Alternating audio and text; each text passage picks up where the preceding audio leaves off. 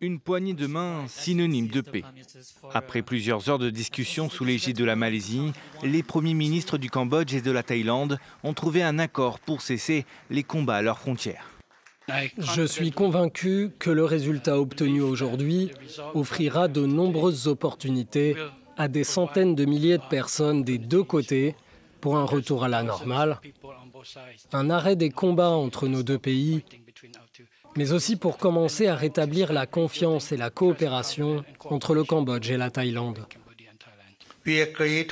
Nous acceptons un cessez-le-feu avec l'assurance de ma part qu'il sera appliqué avec succès et de bonne foi par les deux parties.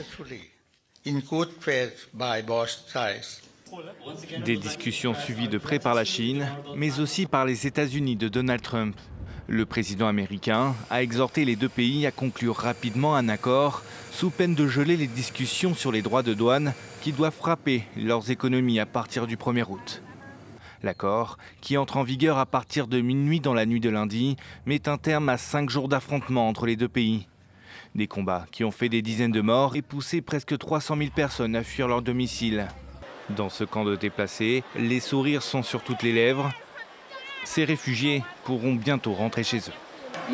Je suis heureuse et soulagée. Nous, les gens ordinaires qui avons dû quitter notre foyer, on serait très heureux de pouvoir rentrer chez nous. Notre maison nous manque.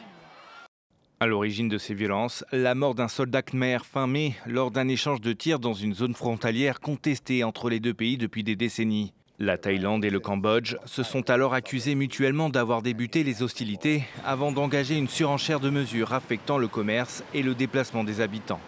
Une montée des tensions qui a dégénéré en combat malgré les appels de l'Union européenne et de la Chine à la désescalade.